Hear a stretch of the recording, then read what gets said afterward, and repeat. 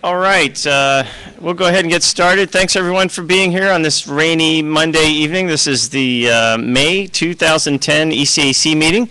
I'm Mark Turner, I'm the CAC chair, and I welcome you tonight. Thank you for coming out.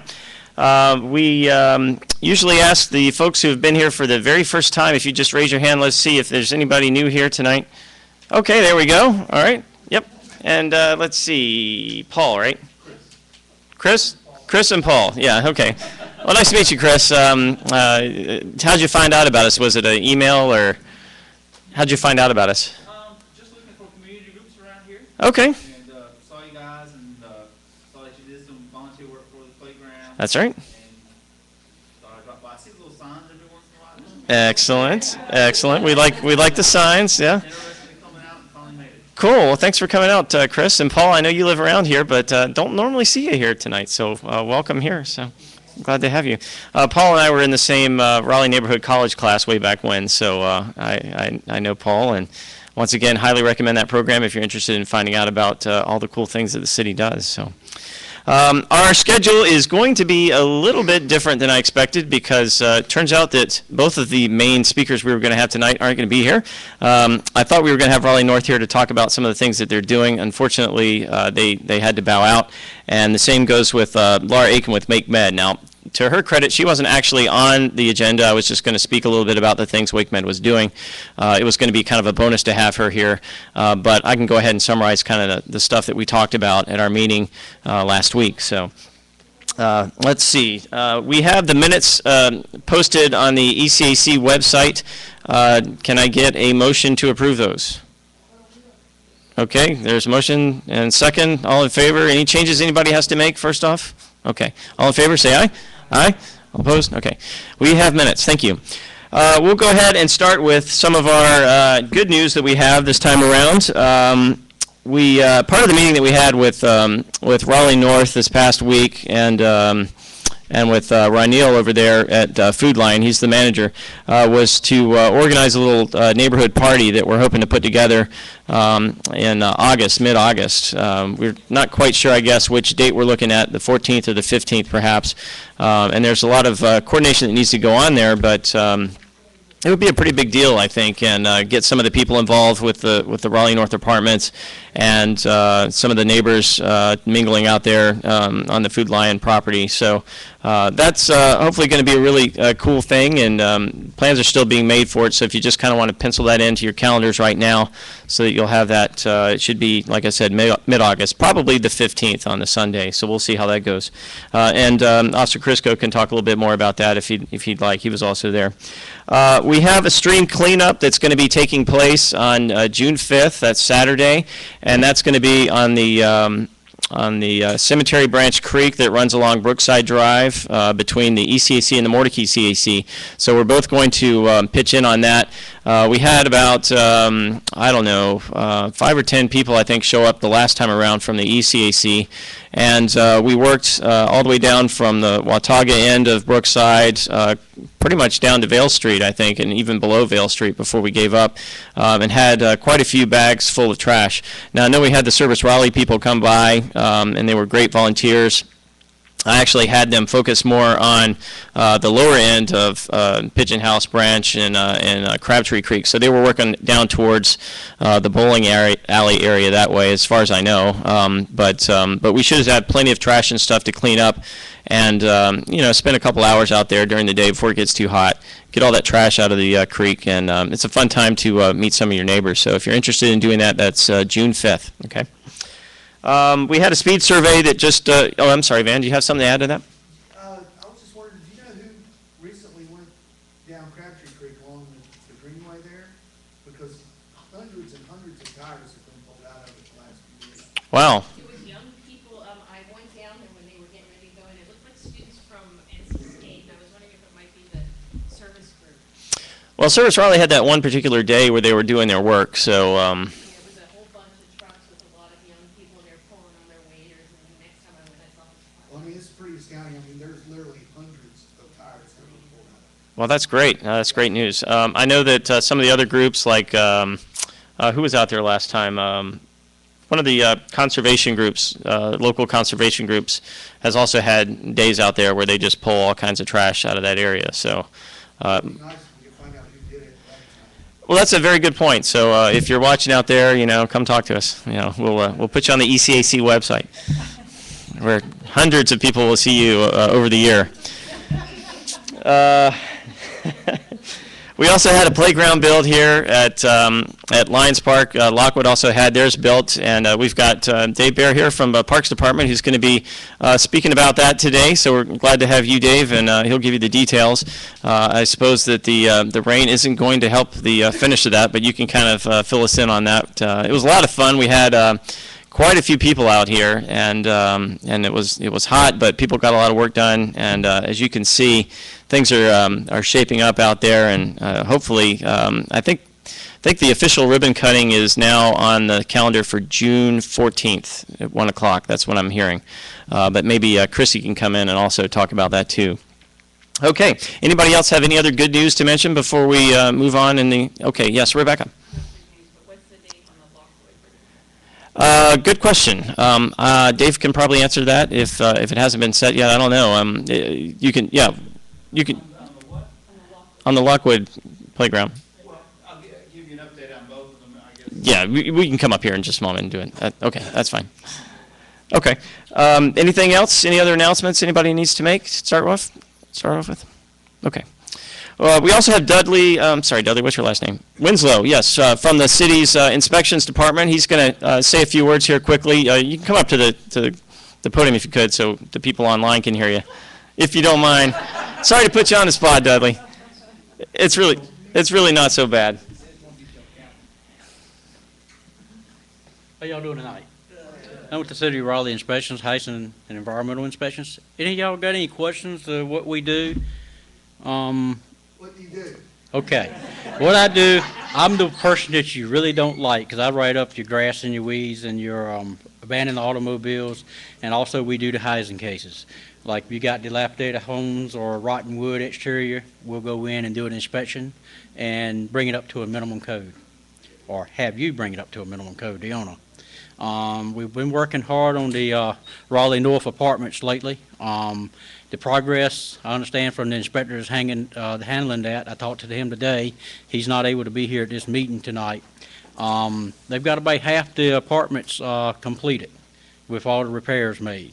I know that's been a big topic around here. A lot of the electrical violations, melted wires, so forth like that have been taken care of, so the life safety issues have been addressed and they have been taken care of. That's the kind of things that we look for. We find a bunch of panels where the wires were overheated because they're overloaded, started melting down the insulation. We find breakers that were malfunctioned, wiring that's exposed right there, a lot of different safety hazards. And that's basically what we look for, is the life safety issues when we go into a home. Smoke detectors to make sure they're all working, and you don't have a bunch of holes in the walls and windows broken out and rotten, deteriorating floors. I've been in houses where the floors are actually living there and it's rotten out. Are there any questions? Okay, go right ahead. I just wanted to say that I actually like you this week. Oh, okay. We had Let me make a list. grass was so tall that my 4-year-old asked me to take his picture in it because you couldn't see him. finally took care of it a couple days later, so. A lot of times, Raleigh's a big area, and I handle another area. I'm kind of helping Kenny Smith at this time because he's so loaded down with these apartments. So if you see a problem, please call and make a complaint, because sometimes it might take us a few weeks to get there if you don't make a complaint. This way we go on and we can ride there, and if it's a violation, then we'll write it up. And while we're going that way to that violation, we look for other violations around that neighborhood while we're there. So please, make a complaint. If it can be anonymous. We'd prefer to have at least a phone number and a contact person. That way, if we get there, we try to call the person who makes the complaint. And if we can't see it, then we ask the person if we can come on their property to be able to see it. That will make a difference sometimes. Yes, sir. What's the definition of an abandoned car? Well, abandoned car is, say you've got your property and somebody left the car there and you did not give them permission, that's an abandoned car What on about private the street, property. Like with a flat tire that's been in like for That would be the police department on streets. I only handle the zoning vehicles on property, personal property. And we do handle public nuisance vehicles with windows broken out, jagged edges and things like that. You handle that, We do. even on personal property? We do.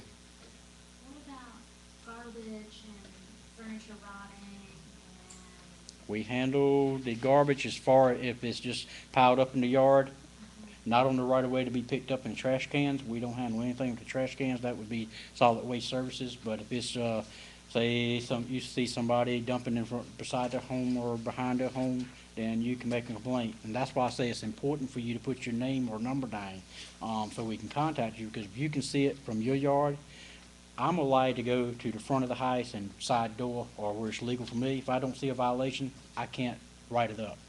Okay, if I can come on your property and I can see a violation, take a picture, I got legal rights to that property once I see the violation. Yes, ma'am. What about a burnt out and boarded up house that's been a problem for many of us? Well, it's not illegal to have a boarded up home in Raleigh. And there may not be any exterior violations.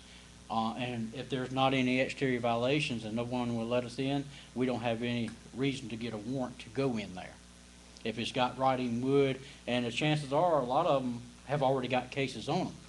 And when we do a housing case, you have 30 days to comply, but you can also choose to vacate and board up. And then you have a year to make your repairs. And I admit that some of them's going on 2 or 3 years, but time we get to city council and do all our paperwork, it's Is a there a way process. to find out the status and everything? You sure can. You can call down to our office and ask about a certain address. You got the address, ask what the status is. If it is vacated or boarded up, and we can tell you. And do you have a card with your number on it? I do, right here on this table. Thanks. Yes, ma'am. Do you handle situations where a neighbor lets poison ivy grow wild and it encroaches on your own If property? it is encroaching, if it is encroaching on another person's property, I can get that taken care of. If it's not encroaching, I really can't do anything about it, especially if it's a natural area, wooded area. It's a natural area. Well, this is between a fence line, so I should sort of not kill it on my side so I can show you the encroachment. You could. But is it growing from this side or that side?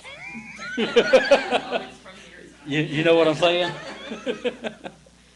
Any more, yes, ma'am. Just to elaborate too, there is a, I don't know if it's an ordinance or what about you're allowed to have up to one unlicensed. That is correct. You are, in the city of Raleigh, you are allowed to have one unlicensed, one unregistered vehicle, on your property.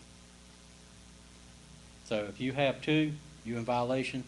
If you have one, you're not. Is there a time frame on how long one of those pods can be in your yard and somebody else's yard in the neighborhood? No, ma'am. There's nothing in our code yet. Don't make that phone call yet. Fences where there's a dog on the other side and the fence is broken down, is that something you? No, ma'am.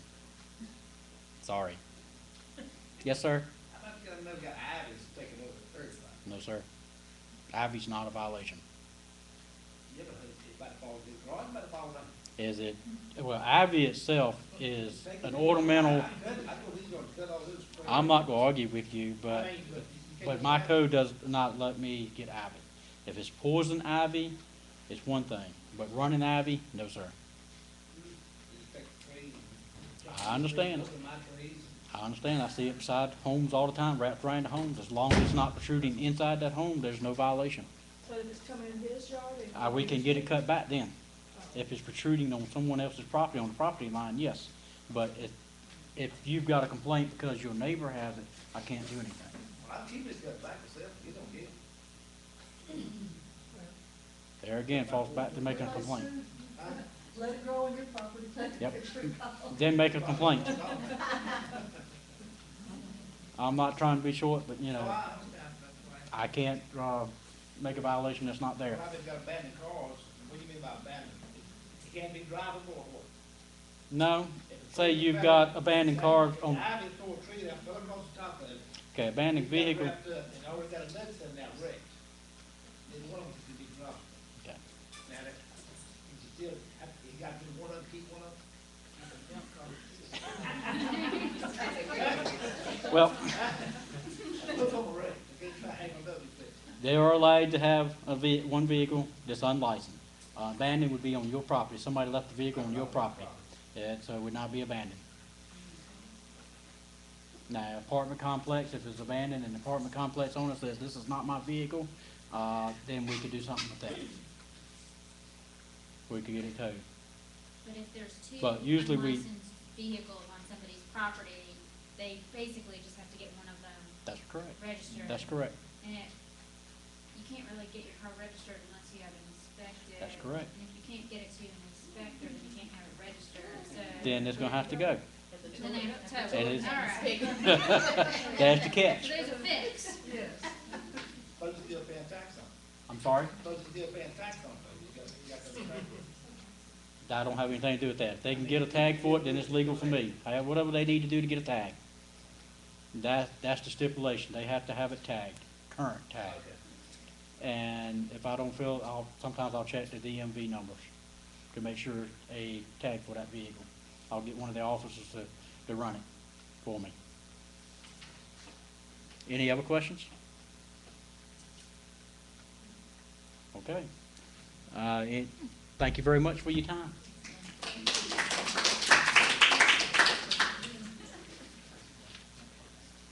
Y'all have a good night. All right. Thank you, Dudley. We appreciate that. Very informative.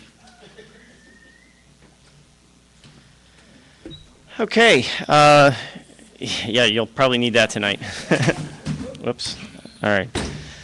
All right, with that, let's go ahead and move on to the next portion of our meeting tonight. Officer Crisco, that's after he gets done rescuing my umbrella, will tell us a little bit about what's happening in the neighborhood. Thank you.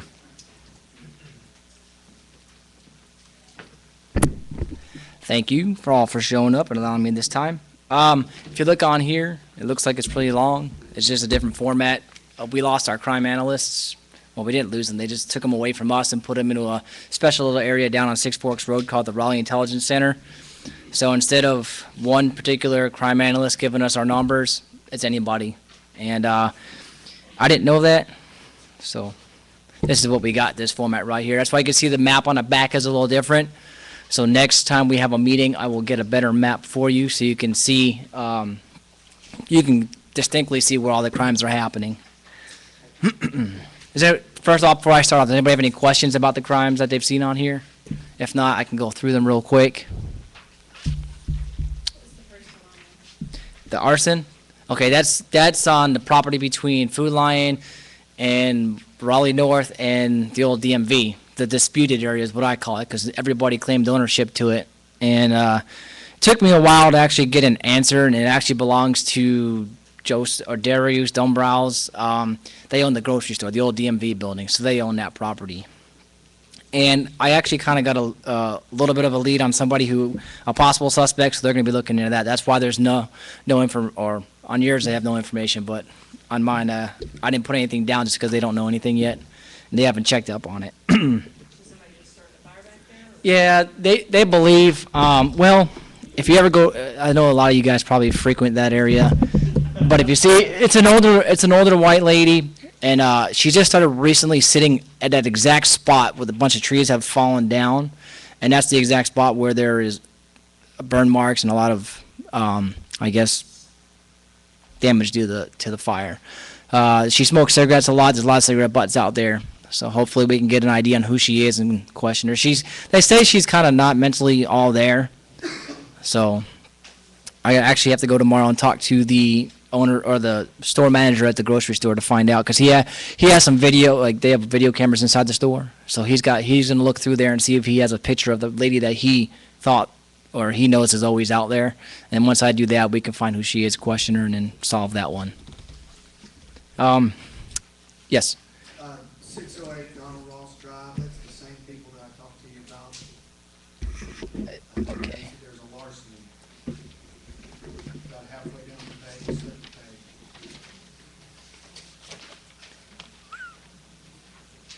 All right, but I read that report, and in that report, it seems it's a random crime, and they just stole a bunch of scrap metal. It wasn't too descriptive on what the metal was. It just said scrap metal. It wasn't. There was no forced entry or anything like that. I don't know if they had something in their backyard. That the report didn't detail that. It just said random scrap metal. Anybody else on that? All right, we'll look at the assaults. There are 32 of them. 2 of them you need to worry about. Everything else was domestic related. One was a spitting incident. So, one was the Brookside Drive one. It was a random one, unknown. The victim was, I don't want to say non-compliant. She just was,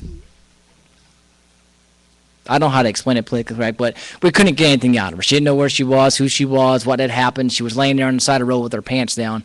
They did a rape kit on her at WakeMed, no information. She had no idea where she came from, so we don't know if it was drug related or if she's just mentally has some mental issues. If we found out anything on that and it is a random rape, I will definitely let you know. I'll send it out on an email. And then there was one on Falstaff Road, and that was a Wake mental health issue where they got in a fight out there. And then there's more than that that you don't need to worry about. Those are the 2 you do need to worry about. The rest of them are patients at Holly Hill, the Falstaff Roads, and then there was one obviously at 3201 Club Envy, and the victim in that one was being uncooperative, so we really couldn't get anything out of that.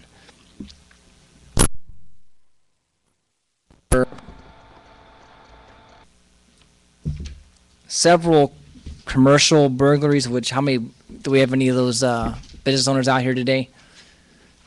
One was actually here at Lions Park. We caught them, got all the stuff back right. It was the 4 bicycles, laptop, and some, I don't think we got the food back, but we got everything else back. It was a bunch of kids that live over at Raleigh North, and I'm handling that with the management, and we've gone back to look at the units and see if they're problem units. If they are, we're going to look into getting them evicted. Just because I've talked to Teresa Blanco and Brenda, I forget her last name, she's the vice president of the Southern Region, and we're going to enforce a no-tolerance policy. So right now I have about 4 apartments that are getting ready to get their notice of eviction. And 2 of those apartments are responsible for a lot of the assaults and robberies that are out there. And I don't know why it didn't happen before, but hopefully with the inspections it doesn't hold us too far behind.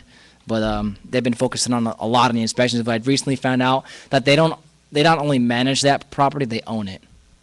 So they're investing a lot of money. They're going to get video cameras, which I've been a party to them looking for them. And they just started, if you look out there in the 1500 block, they just started taking my septet evaluations, cutting all the bushes down, cutting all the trees up, cutting everything.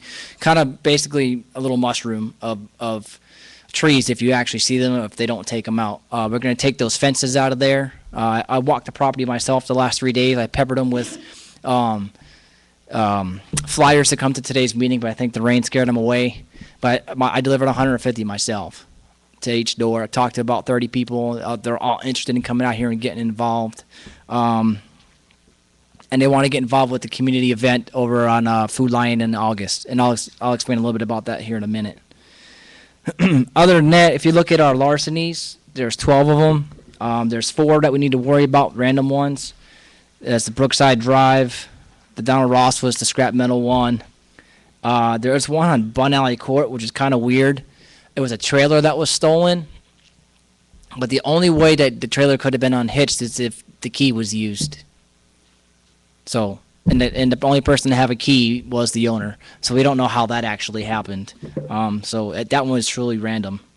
Maybe David Copperfield or somebody came by and took it, but the owner insisted the only way you could get it was with a key, and he has the only key. And there was no signs of like a blowtorch or anything like that. So then there was one on Longview Lake, which was random. It was an AC unit. Someone took copper out of the AC unit. So just be cognizant of that.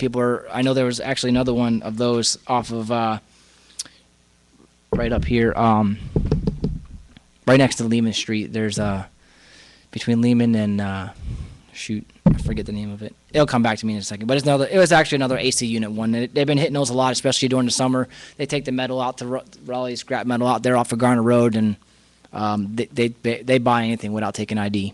The Longview Lake one, is that the same one that somebody mentioned last month, or is that an additional one? Somebody mentioned something about an air conditioning unit stolen up there last month. Probably. That one occurred on April 16th. So, yes. Yes. Is there a law that says they have to see an ID before they take scrap? I don't believe so. There might be. Would something like that help? Yes. I think if it's a certain amount, then it's kind of, you bring in like 40 pounds of copper.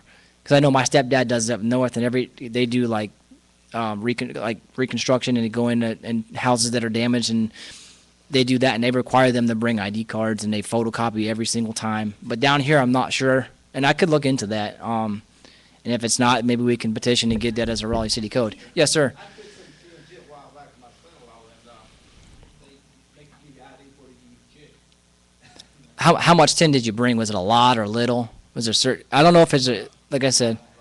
What's that? Over $900. Okay. Yeah, I can look into that actually, and I'll find out if there is one.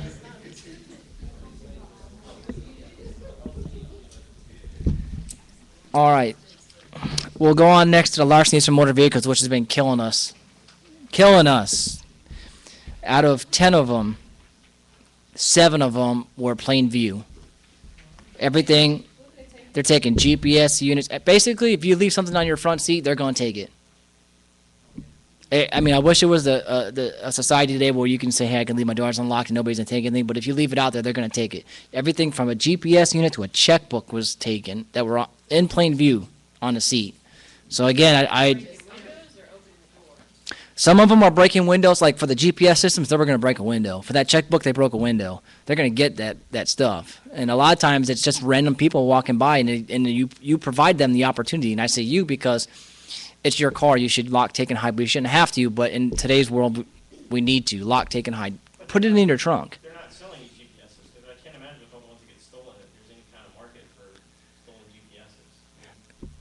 GPSs. I don't know what they're doing. Maybe I know a lot. I had a case. Excuse me. I had a case about 2 months ago. I don't know if anybody heard about it. They went up to Babies R Us on Capitol Boulevard, and they stole over like $200 worth of clothes, jumped in a car, went straight down to CVS right off of, I think it's right along, on their way back into Southeast Raleigh, and I ended up getting behind them, pulled them over, got all the clothes out of them, and we ended up talking to the guy, and what's happening is a lot of these drug dealers are saying, hey, if you want some drugs, you need to go get me this, this, and this. So basically they're sending them out on a scavenger hunt for this stuff, and they come back, give it to them, and they get drugs. So, I mean, you see a lot of stuff out there, and I believe him. He has no reason to lie to me. He's getting ready to go to jail. He's going to tell me the truth. He could just easily say, no, I wanted to steal it and for clothes or whatever. Either way, he's going to go to jail. But then I asked the drugs and vice detectives, and there was some validity to it. They're doing that a lot. There's a couple, well, the one guy in particular is they stole a bunch of stuff from CVS with like hand sanitizers, and I was like, that's odd stuff. He said, well, the guy cooks up a lot of stuff in his house, and he's kind of got, I guess he's a germaphobe. Of all jobs to have, he's a germaphobe and deals in crack. Yeah. Exactly. Other than that, yeah, just make sure you lock, take, and hide all your stuff, especially for the summer when the kids are out. They're going to be all over the place. Then we have a bunch of license plates that were stolen, so keep an eye on your license plates. You shouldn't have to. They were basically 30-day tags. And a lot of the license plates that are stolen, we find out it's all domestic related. Husband, wife, boyfriend, mostly boyfriend, girlfriend. Mostly boyfriend, girlfriend. Because she bought the car in her name and or he registered or however it works like that, and he wants the license plate back or she wants the license plate back. We had 2 motor vehicle thefts. One was stolen by a friend and the other was taken from a boyfriend's house and his car was damaged. So that one's kind of iffy there. We don't know exactly what happened. We had 3 robberies from person. One of those robberies was gang related. That was the one on Marlborough Road. The one on Bertie Drive was, I guess, it was 4 juveniles walking around and decided they want to rob I think he was a 50-year-old man. Just for I think he got like $60. They asked him for $1 and then they took him for $60. It's all he had in his pocket. And then the one on New Bern Avenue, this was similar motive, but different. The first 4 juveniles were black males, and these 4 juveniles, or 4 people, were Hispanic males. So they pulled up in the vehicle, jumped out on him. He was near a check cashing place. They gave me your money. He gave his money. They hopped in the car and they left. I just looked it up on Craigslist. Between the 13th and today, there's 18 GPSs for sale. Yes, it's a funny story because there's that pawn shop that's gonna go right next to my office. It just got approved, but I walked in there. And there was a guy that walked in front of me, and he had a video camera, like an old school video camera, and he gave me what we call the felony stare. Almost crashed into the wall as he's walking in. And I walked in behind him to pass out some flyers about today's meeting, and he walked out after me, and I saw him. He threw it in the trash can, and I asked the guy, what did he say to you? Because I gave him a minute to go in before me. He's like, oh, you just wanted to know if he can get $5 for it. He said, and I said, well, the guy said no, blah, blah, blah, and he asked him where he got it from, wouldn't give me any information where he got it from. He walked out, threw it in the trash. I could have went out there and ran it and all that stuff, but I thought it was just funny. It was broken. But I did go out there, I looked at it, and there was no serial numbers or anything on it. It was just all torn to heck, and that's why they didn't get anything for it. And a video camera bigger than your hand, you couldn't sell today anyway. Exactly. I don't think anybody has the VHS. But like I said, a lot of the pawn shops are on par with us. They like to give us information when they get stuff like that. They call us all the time, and hopefully, with my office going in right next to there, they won't be doing that anymore. But do we have any questions? Yes. The robbery on Marlboro, so it's gang related. What's the status of like gang activity currently? Well, depends on what area you're talking about. Has anybody been to Raleigh Boulevard or Food Line lately? It's a ghost town. It's a virtual ghost town up there. We got rid of Messiah Fashions, and it's a ghost town now. Now, every time I talk to people, I make it a point to tell them that I'm getting an office in there, and I'm like, yep, I'm getting an office. I might brag about it to them there. You can see the look, and even if they're not right there, and I'm not speaking to them personally, and they're in the area, I talk loud because you know me, I have diarrhea of the mouth, and I'm very boisterous, and I let them know I'm going to be there, and it's going to be no tolerance. I said I'm going to trespass everybody I can, and they got, some of them take the hint, some of them don't, but they will. As soon as the office gets there, I have a meeting with the chief at the end of this month, and it says something to do with the office, so I think that's when they're going to officially turn it over towards the end of the month, and I think Henry Ward and them are going to clean it, gut everything. So there was a lot of medical equipment left over and stuff like that, so once they gut it out and redo the bathroom, because that's really all we need in there is a nice bathroom, because what that'll attract the officers to come, so they can stop halfway through rather than having to go all the way down to the district. So they stop there. At least having the car there as a presence is going to deter a lot of people. So that's I believe that is one of the major factors that led to the ghost town up there at Raleigh Boulevard. Now the only thing we need to do is repopulate the food line because they thought, what did they say, like 10,000 packets of, $10,000, which is basically about $10,000 worth of Kool-Aid. I mean, can you imagine? That's just Kool-Aid. Can you imagine everything else that they're losing, like meats and stuff like that? That's a lot. I mean, just Kool-Aid. You never thought Kool-Aid can amount to that much money. But what that is, it's the little kids that are going in there and they're sticking them in their pocket, 10 by 10, 20 by 20, just getting them. And that kind of leads me into my next thing, and I'll wrap it up here in a minute. What Mark was talking, we had a meeting. I found through numerous hours of research, I found somebody at WakeMed that we could talk to. Her name is Laura Aiken, or it's Laura Aiken, and she was super motivated and wanted to come in and talk. So I got Mark involved. I got Ronell, who's the manager at Food Lion. I got PK Management, who owns Raleigh North, involved, and a couple other community officers, and we talked about having what Ronell wanted to have was a customer appreciation day with some extra things. And I said, there's no way. We need to beef it up. We need to get as much assets and community assets in there as possible. So if anybody knows of anyone who wants to get a tax write-off for businesses and they want to donate and come out to this thing, we're going to have, the release form, I don't know what it's called, that you can use to write it off on your taxes. So if you have a business, you want to come out, you want to promote it and be out there on that day, I think it's going to be either going to be that Saturday or Sunday, either the 15th or the 14th, and it's going to be from 2 to 6. It's going to be about a 4-hour period right there. And we're going to have everybody from the police department to WakeMed. They have, 2 pages worth of assets that they're going to let us have? I mean, they have a lot of stuff. We're going to try and get some of the businesses on Yonkers Road because they're affected by the crime in the area too. So I'm going to go out there and talk to them individually within the next month. I think we have another meeting in a month to... What time does this thing start? 2 o'clock.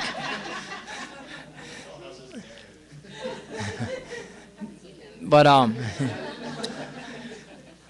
so we're gonna try and get a lot of assets. WakeMed said they're gonna donate to volunteers, but if you guys, anyone that's a school teacher or anything that has students that want to, I guess, we can give them a letter of recommendation from the police department to the students to come out and volunteer. They'll get special T-shirts and stuff like that, and we're hoping to make it an annual thing. So this year, I've tasked Raleigh North with creating a T-shirt design. So their children are going to create these T-shirts, and they're going to wear them around, hey, we're part of this. Because there's going to be, we're going to get Parks and Rec out there. They're going to promote their after-school programs. We're going to have some of these other, family programs that are out there, like SOAR, which is a midnight basketball league for males only. And it's a basketball league at night to keep them off the street. Some of these guys that don't have,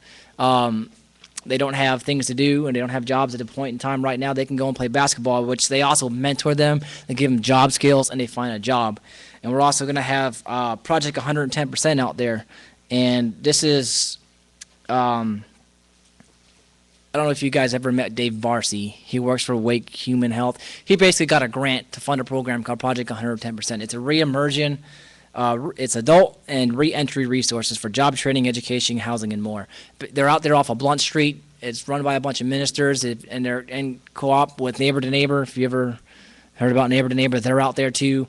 And I think they got 15 people that are in their program right now that they're trying to rehabilitate, and they're going to come out there and for the next, I guess, session, they can have 15 more. But they're going to come out. Everybody's going to have pamphlets because, like we all know, 95% of Raleigh North is single women with children. And so we need to get programs out there for them and for the kids to keep them occupied. And that's what Ronell's going to do with Raleigh, or PK Management's going to donate their community center to him to do an after-school program from 5 p.m. to 9 p.m. This is all not set in stone, but it's all what we're projecting to happen. And whatever resources anybody else can provide would be awesome. But we're going to do that for the kids, and then for the women, we're going to have these outreach programs for the single moms to do. How are you doing? This is some of our Raleigh North residents that I went out and spoke to personally that want to get involved. And we also talk about community gardens, and I know that Raleigh North has volunteered to give up property to do a community garden. We can also do community gardens, which is why I brought Mark in, because there's a lot of other communities that want to utilize a community garden, and we can get it started there too. She was very excited about doing that, so that's not going to be a problem. The only problem is they'll come in, they'll give us the resources, they'll give us the training, but then we have to maintain it. We as the community has to maintain that, and they're all about doing that. That's like their bread and butter. But other than that, I said I'd cut it short. If anybody has any questions. Yes? Yes, I live in the 1300 block of North King Charles Road, Yes. which is quickly becoming a racetrack.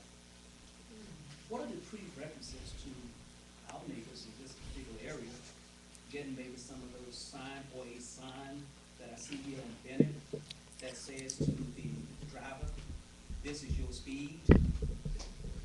Is there a possibility know that we can get a sign on that street or some adjoining streets that would at least say to the driver, you know what, you better be careful. Yes, I'll put it in. I'll put in for it tonight.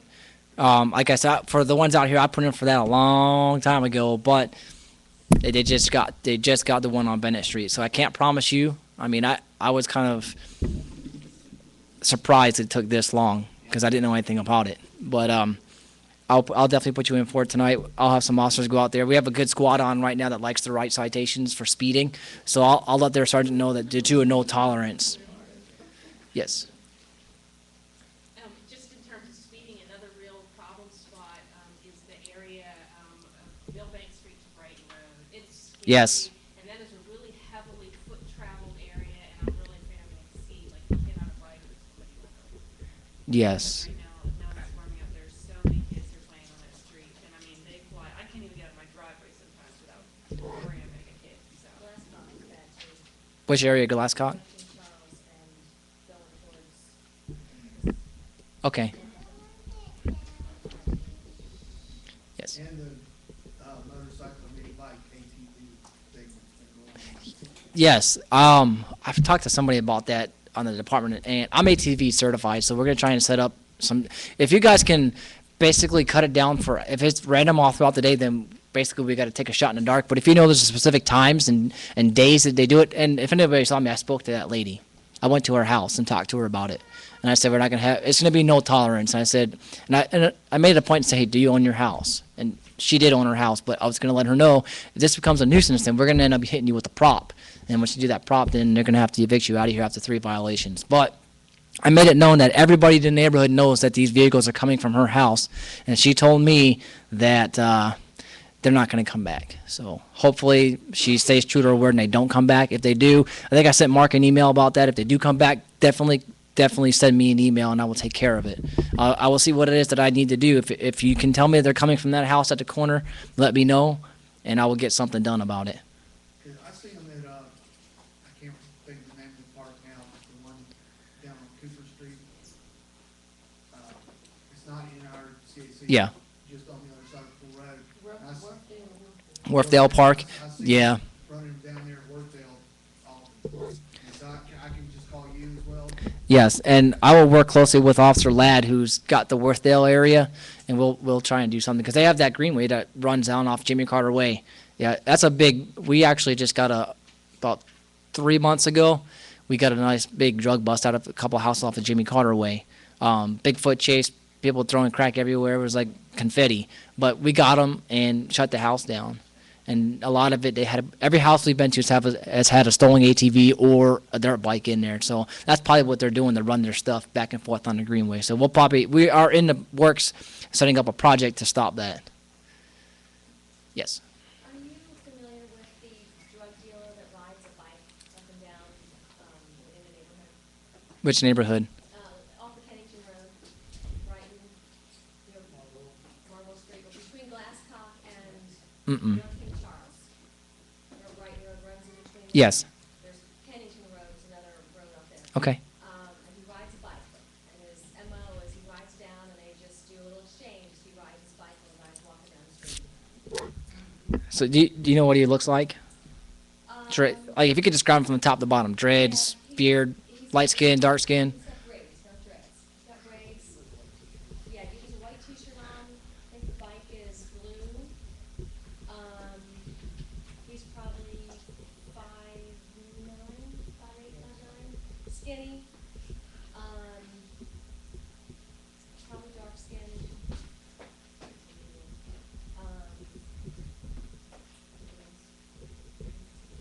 Do you know if he's got any tattoos? Have you ever seen him up personally? Has he got a beard, mustache? No, we could probably get a name for you, actually. Yeah, if you can get a street name, it's awesome. I got a whole list of street names right here. I could buy. They're pretty dumb. They write this stuff down. So I got street names for a lot of people. Yeah, we're not gonna get one, but Okay. just to know if you were aware that, I'm probably not aware of that he drives up and down. I probably know who he is if I've seen him, but I'm not aware that he drives up and down and makes sales there, which is a good tip. I can use that. well, I think he gets a call, because he's always got a cell phone. So I think he gets a call, he sets it up, and one day, wherever he's getting his stuff from is probably nearby, there's a song going, and he came back and he had a bag. So he's probably dealing in marijuana then? Probably. I know he sells to the guy at the street, so. If you'd like to talk with Officer Chris, go Yeah. for it. We can talk afterwards. More detail. Yes, ma'am. Do you have an update on what we should do for the Bennett Street traffic speeding? Well, what's going to happen is this. They have, they put the speed sign up, which is an in-your-face speed sign. That's the first step to show you, hey, you are actually traveling at this speed. I'm not sure what goes on first, the big numbers of the radar. I'm assuming it's the radar because the radar can reach out and touch, basically, line of sight. So I think once it gets to a certain distance, then a big flashing thing, numbers come up. But once that speed survey is done, the traffic enforcement unit is going to say, okay, well, here's the problem we have. I mean, I think it was a 3-day period, we had 3,400 vehicles come through that road. So it's a high traffic area, so there's going to be something done about it. And the department does know that when people see that sign, they slow down. That's the purpose of having the huge sign out there, so they actually slow down for that period of time. But there are the ones that come through there that aren't your daily drivers. Those are the ones that they're trying to catch, the ones that cut through, and those are going to give you your random numbers. And at night, when they can't see the actual box, I think we had like 30. There were two that were in excess of 61 miles Yeah. an hour. Out of like 50, I think there was like 50 or I actually have the numbers broken down. 40 to 60. Yeah, there was like the way you read it was difficult, but all the way to the right was the amount of vehicles that came through that period of time. And I mean, I don't know how they actually read the numbers and say, okay, 24.5% is the average, or if that was the most. But I think this next one is in a good spot. It's right at that corner, which is where we wanted to do it in the first place, but we wouldn't have been able to get it on that side of the road. So it'll give us more accurate numbers. But I do. Before you see the sign, you're already going through the curve, so you would be at your Yeah. highest speed if you were really speeding. So it's a good spot. Exactly. And that spot right there is, and I'll tell you this, when I went through radar school, we had to visually look at the speed and guess it within 2 miles an hour before we can look at the radar. And when they come around that, they purposely put us in corners of the road because it looks like they're speeding and going a lot faster when they come around that corner. And they're usually right dead on with that. Where you get them is before you go into that curve. And because a lot of people will slow down once they get into that curve. But when they get in there, it just looks like they're going a lot faster. I'm not saying they don't speed. I'm not by all means saying that people don't speed in curves. They do. We have accidents all the time and cars flip over because they punch through the curve. But hopefully they'll get some good things out of that. And if not, I'll make it a point to come out here and run radar myself if I need to, if it's that big of a problem. And I have this, like I said, I have tonight. There's a good squad on that likes to write speeding citations. So an officer that I spoke to personally said he's going to come out here tonight and no tolerance. I mean, 26 miles an hour and over, they're going to start writing tickets for the next month. Yes, ma'am. One of the main issues is that people walk down that street, especially either to get into the park or to go to the bus stop there, or just to walk down the street at their leisure. And you can't see cars coming on both sides because of the S-curve, which makes it impossible to have a safe place to walk unless either the cars slow down early or we decide for a sidewalk. But Have we thought about talking to, let's say, Parks and Rec or City about cutting the trees on that side up to a certain level? Maybe let's cut them up. So I know that branches may be cut up this high, but if they're hanging down here and they're covering it out, have we thought about talking to them about clearing that out so even though there is an S-curve and you're walking down the street, you can see through it? I mean, it could be a temporary fix to a long-term problem, but for right now, if that's what we need during the summer for the safety of people walking to Lions Park, because that's what we want. We want a lot of people to be out on the streets so we can deter crime. And that's something we can do. We can get with Christy Jones and we can get with the city, maybe parks or with inspections and street lights and maintenance and see if we can't get that cut. So if we can go and take some strategic pictures of the shrubbery out there, then maybe we can get that done. I have a CAC meeting this month and I can bring it up if you guys are all interested in that. Take some good pictures for me, strategic pictures, so we can show them the problem of the trees that are in the way and people can't see around the corner. And if we can't do that, maybe we can get one of those corner mirrors. I don't know if there's one out there. I think they don't do that anymore. They don't? They don't fund the Really? Because I know wasn't there one on Albemarle? There was a request to have Yeah. one last time where Dennis said, hey, Bennett intersects it. But traffic division is not keen on those mirrors because they say it really gives a false perception. We can look at something though. Yeah. If they're not keen on it, doesn't mean they don't do it. So we can pass through them. and say, hey, you know what? Well, we really want this. Really not as much for the drivers, but for the people that are walking down the street so they can see the vehicles coming. Is there anything that the city does for the bus stop to provide, like Trash pickup and stuff like that. not cash pickup, but a more safe way for people to get to the bus stop? 'Cause it's an avenue that you can, if people have to walk to the bus stop in the middle of the road, bad curve. Yeah, I mean, we can try, because I think a lot of that is, once you hit past the curb, is private property. So unless people want to volunteer to put a sidewalk through there, I don't. I mean, I can talk to the transit at our COG meeting and see if there's anything they can do. Maybe work that kind of aspect. It's not safe. Maybe we can get the city involved and say, hey, you know, we can put a bicycle lane out there or something like that. Yeah, ultimately, I think sidewalks would solve that problem, but you gotta get your neighbors excited about that before anything happens. So, Yeah. We could spend a whole nother meeting on that, and we've actually done that a lot with a lot of the people here discussing sidewalks. Yeah, if you want to do that, I can get some of the city departments to come out here on a separate night to talk specifically about those type of problems.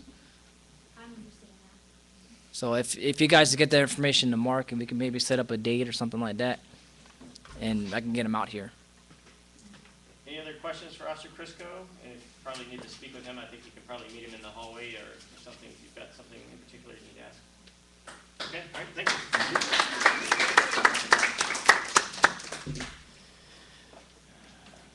Okay, thank you, Officer Crisco. And one thing that he did mention, and I'd like to reemphasize, is that Food Lion is safer than it was. You know, I went over there this past weekend, shopped in the afternoon on a Saturday, felt very comfortable, didn't have anybody loitering in the parking lot, and the kind of things that you saw before don't happen there anymore, at least from my perspective. So consider going over there and shopping and supporting them, because they're working really hard to stay in our community and become a part of our community. So, all right, with that, let me invite Christy Jones from the Parks Department up here, and then we'll get to Dave and keep things moving.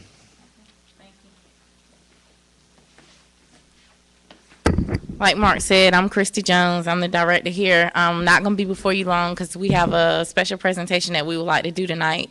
First of all, I'm just going to start off with some highlights. Pullen Park is closed for the 2010 season. I don't know if everyone know that.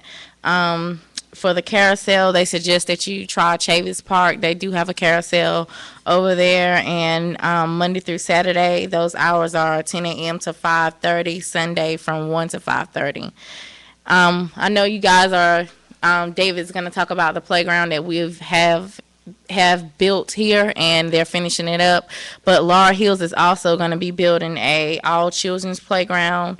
For more information with that, you can go to sassafrasplay.org, and that's being done by the Frankie Lemon Foundation, and they want everybody to kind of help go to those meetings and participate in that as well.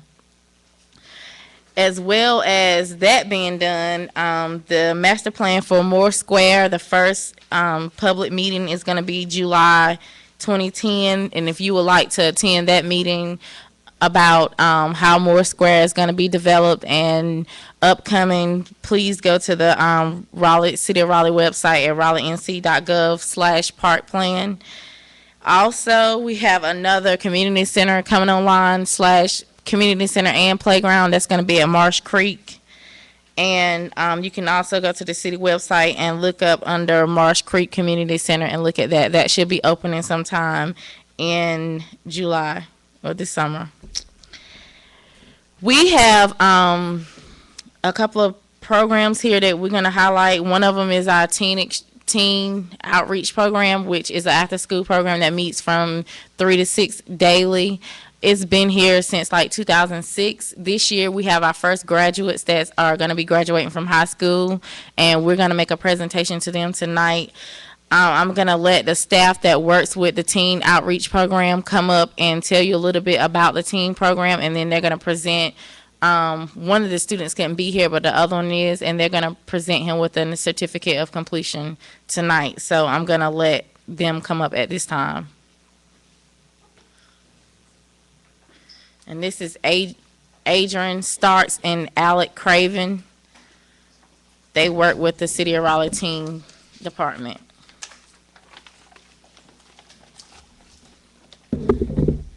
Good evening. Like Chrissy said, I'm Adrian Starks. This is Alec Craven. The teen program, it's a teen outreach program here at Lions Park. It runs from 3 p.m. to 6 p.m. Monday through Friday. It's a free program for teenagers that's the ages of 12 to 18, actually 12 to 21 as long as you're in high school.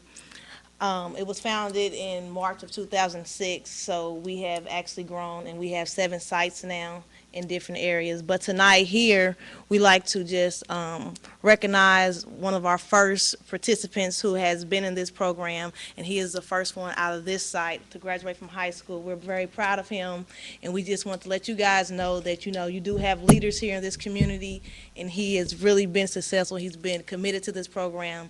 We also do community service. We take them to Hurricanes games and NC State basketball games, and if you have any teens that are interested, feel free to bring them up here. Let them know that we're here Monday through Friday from 3 to 6. And we have a certificate for Lorenzo Conyers. He is graduating from Enloe next month. So,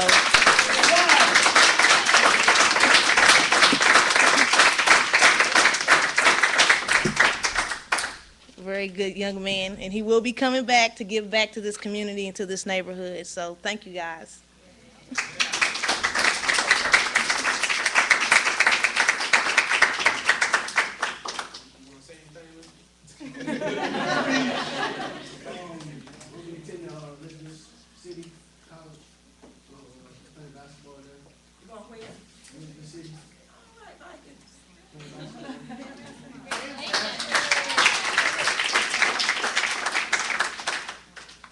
Okay, thank you. Does anybody have any other questions? Yes. Is there a way we could get maybe Raleigh North or Food Line involved in sending kids in that direction, getting information to parents when they come in to shop maybe, or? We can pass out We've our, already got that. Basically, I spoke to Teresa Blanco, who's the interim manager, who's a southern manager for pre-K management. And actually, we spoke to, what was the lady's name I kept forgetting? I forgot again, Miss Wilson. That's what her name is. But she's their community outreach director. She's based out of Ohio. She will be at our next meeting, whether it's a conference call or a meeting together. They have programs that they're going to set up.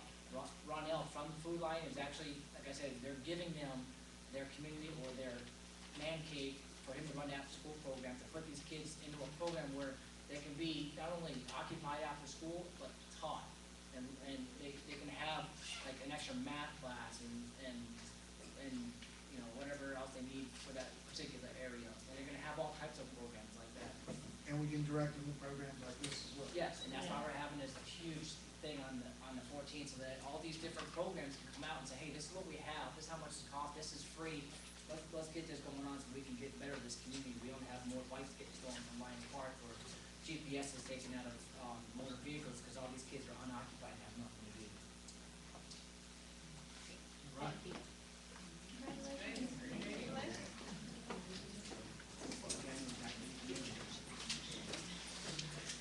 All right, now I'd like to invite our special guest for this evening, Dave Berra from Raleigh's Parks and Recreation Department. We'll be here to talk about the community playground at Lions Park that we just built, and also the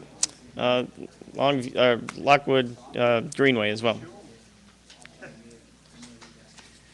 Probably everybody needs to get up and stretch a little bit, I guess, but hi, everybody. I'm Dave Berra, and I'm with Raleigh Parks and Recreation, and a lot of you have been involved with the playground.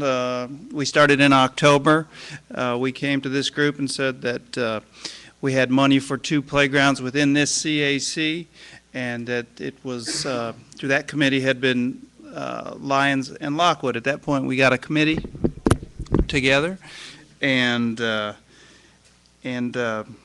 developed the plans that you see out here now being implemented. So what we have now is rubber surfacing going down. Right now there's an undersurface that goes on first, and then there's going to be a colored surface that goes over the top of that. So right now they're held up because of rain, but they tell me if they don't have rain tomorrow morning, they'll be putting the top courses down. And they'll be going down to Lockwood, and they'll be putting the base course down there. After that, they'll be putting in some concrete sidewalks, finishing up with some fencing, some mulching, and those sorts of things. And as Mark had said, right now the tentative date is the 14th, and at 1 o'clock. And right now we're trying to corner the mayor to help with the ribbon cutting. That's kind of where we're at. Did Officer Crisco go? We have had a little bit of vandalism on this one here that they've gone ahead and repaired the rubber surfacing over the weekend, but hopefully we can get some stepped up patrols so that doesn't happen again as they put this stuff down, because it really needs about 24 to 48 hours to harden. So that's what we're fighting with right now. But we probably will be done in about 2 weeks. Like I said, we're planning the grand opening for the 14th at 1 o'clock. Have any questions? What kind of vandalism? Random? There's a rubber surfacing in there, and it wasn't, even though it's cordoned off with orange fencing, some probably kids got on there and started playing it, and it's a very curious material. Everyone wants to play with it, and they apparently had torn up quite a bit of it. But they've since repaired that up here. Yeah. Everyone's real curious about the rubberized surface, but it's really great. It's a lot safer for kids. It's got a 10-year lifespan. They don't get as dirty, and it has a lot of buoyancy to it if you fall on it. So it's really good. Yes? If we have ideas for locations for potential future parks down the road, or really a Mhm. park is what we're thinking of, where do we go to, who would we talk to about that? Well, I would go right through Mark, and then it would probably end up going to Wayne Schindler's office, who was in here earlier. Wayne is the superintendent of parks, and they have moved all the playgrounds under him now, so he's in charge of that group. So, yeah, I think that's a good idea. Sassafras is going to be a big build with a lot of people up at Laurel Hills, and that right now they're still trying to get donations and things like that involved. And we also have, just a second, man, I'll get to you. We have, it looks like we've applied for 2 grants from 2 more playgrounds with the Kaboom Foundation, which they bring in sponsors like Home Depot or something like that, who actually pays for the playground. So we're hoping that we get that one. We've applied for those grants. Yeah. Well, I was just gonna say, for anybody who didn't take part in it, it was a whole lot of fun, and there were a lot of people who brought groups of friends. I was one of them, and it's a good way to get a bunch of your friends out to do something together that's constructive on a Saturday morning. It was a very, life-affirming thing for us to do. It's our normal basketball thing where, play basketball in the morning and come out and do something good. We really felt good about ourselves. Yeah, we put you to work, didn't we? I have a list of volunteers that we did have show up, and Michigan Alumni Group, a lot of neighbors. There was a group, CESI, I'm not sure, but they had a lot of people come out. Yeah, I think they were debt relief. Yeah, they were. Mm-hmm. And I'm going to leave this with you for your records as the volunteers that we got. And for those of you that weren't there, there's pictures on the website, and I've also printed out a couple of sheets here that I'm going to just post on the wall here so you can see those are right over here and see what fun it was. Again, probably 2 to 3 weeks we'll be done with this one. In Lockwood, they're running right alongside each other pretty much on schedule. We're just waiting on the weather right now to put down more rubber on the base. More questions? Yes, sir. Lockwood is down off of Marlboro. Yeah, it's out. There's a Greenway down there. I've got a question for anybody who knows. What is that old building that's up on the hill up there that I ride by on my bicycle on the Greenway Trail? I personally don't know. Is that a pumping station? I don't know. That's what I'm asking. I think it's a pumping station. Yeah. I'm not sure what for. Yes. Let me just confirm that date one more time, because it came out of the last email. June 14th at 1 o'clock right now. They're trying to corner the mayor, but he's a very busy man, so we hope he can come out. Yes. And hopefully you can all turn out for that. It'll just be up here at Lions, because that was a big community build, as you see here. And do we know what day the Lockwood Park is officially open? We hadn't planned an official opening for it, but again, we're looking at about 2 to 3 weeks. It's a smaller playground. Long walk for some of us. I don't want to take my kids all the way there and find out it's not open yet. Well, just to be safe, I'd say 3 weeks, but hopefully shorter than that. If you want to give me notice, I can send it out to everybody so that Okay. they know about it too. So Okay. save you a walk. If- First walk's always good. Yes, ma'am. Just to let you know, when I walk by the Lockwood playground just about every day, and there was yellow crime scene tape up that kind of had it, marked off like it's not open yet, but Mhm. that tape is gone and there were kids there yesterday. We noticed that. We went by there today, and the contractor's concerned again about vandalism as they put this rubber material down because it needs to set up. And he is looking at hiring an off-duty police officer, if possible, to watch that while it's being done. That's what I was gonna say, if we spent $30,000-$40,000 on that park, Yeah. we'll another couple hundred to get it to Mhm. completion. Yeah, and all the tape was down, and there were cigarette butts around the little play table. That's not kids, That isn't kids. So what I'd like to do, I'll go ahead and put these up on the wall so some of you can see some of the pictures, especially if you weren't there. And there'll be a lot more, I'm sure, since there was a lot of cameras flashing around. All right, anything else for Dave? Just got one thing. Okay. I want to say, it's not today's Okay. note, but I forgot to do this on behalf of the staff here at Lions Park. I just want to thank everybody that came out today and helped support us and help build the playground. We had lots of fun, like he said, so just want to thank everybody.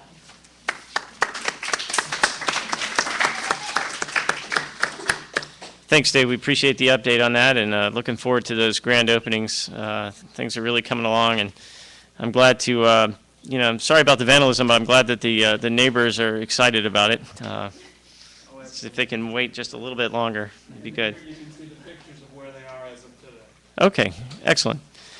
All right, at this point, we were going to hear from Brenda Jones from PK Management, the management company that manages and owns the Raleigh North Apartments. So unfortunately, she's not here.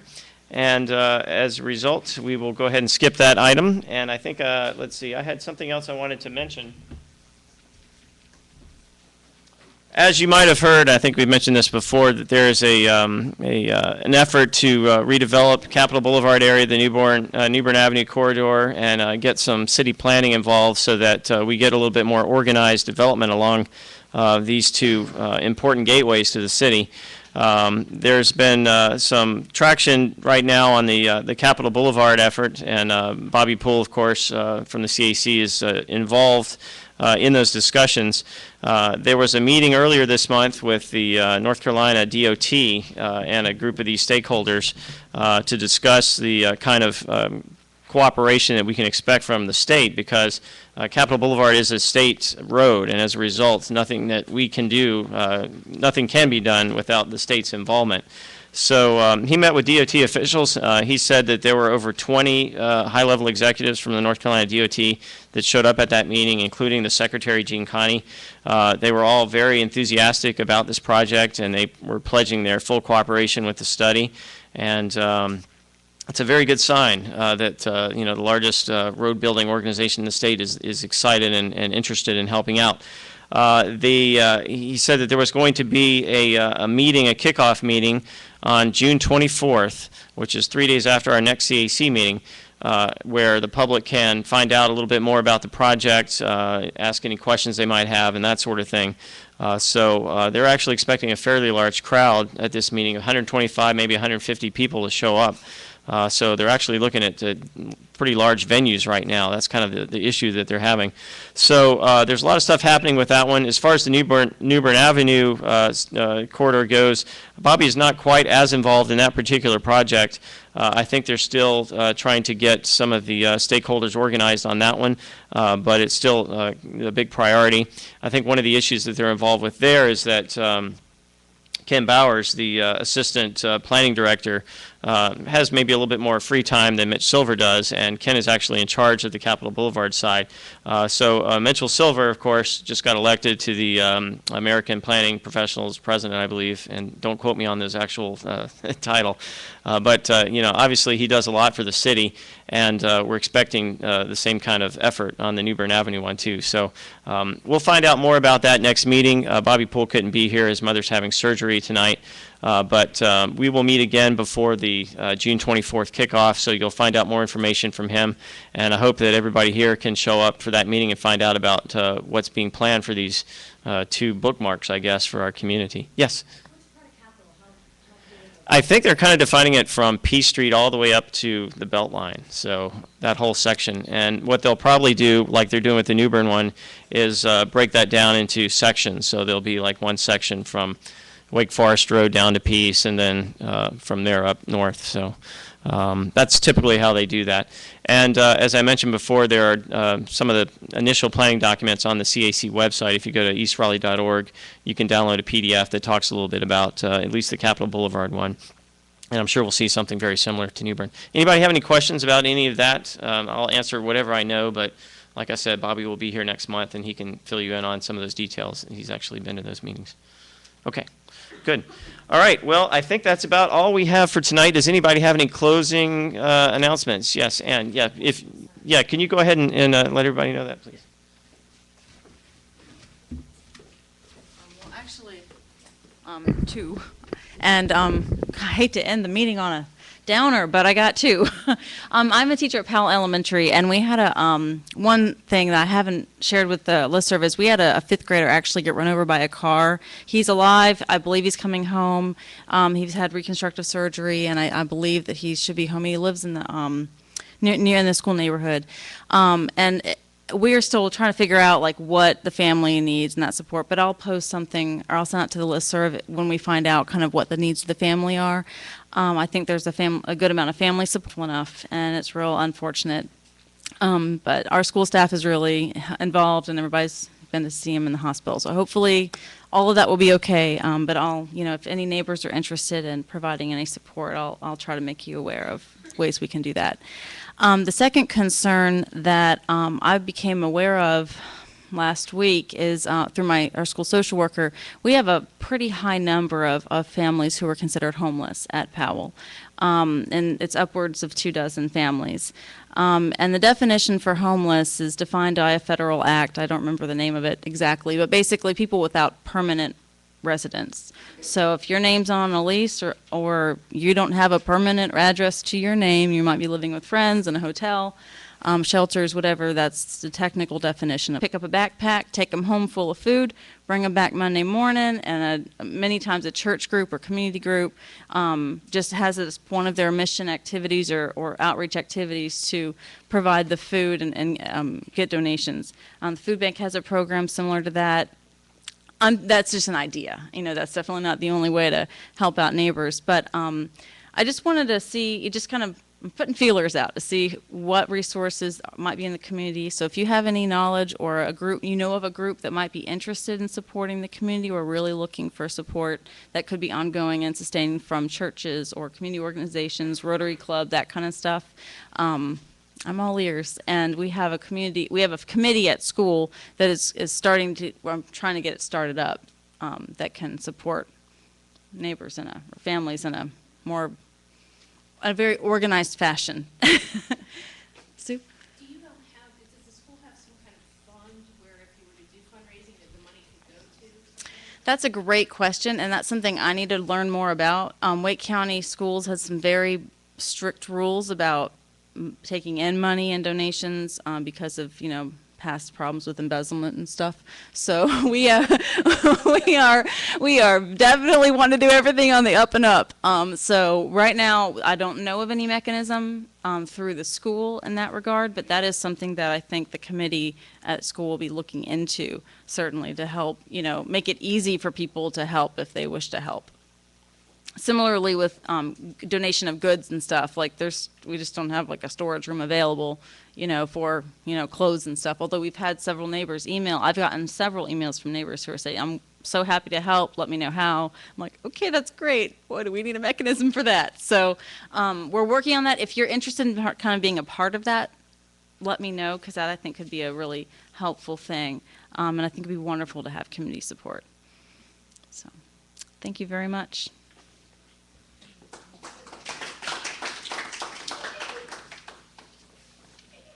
All right, thanks, Ann, for bringing that to our attention. Hopefully we can get some help for those families. It's kind of sad to find out. All right, yes, Charlene has a few announcements. Would you like to step up here? I just wanted to say to you, if you haven't signed in, please do so. And if you're not on our newsletter mailing list, please make a note up there. You can receive it by regular mail or email, whichever one you prefer. But please check so we can add you to that list. And I also have one last community sign here if anybody wants to plant that in the yard right before the meeting. So it goes to the highest bidder tonight. What's that? Are you going to take it, Jamie? All right, we have a winner. Thank you. All right, thank you, everyone. June 21st is our next meeting. Have a good evening, and I'll see you next month. I'm Sydney O'Hare. Yeah, right across the street from where the conference is. I'm the person that said no, I'm not doing anything. Yeah. I'll have to see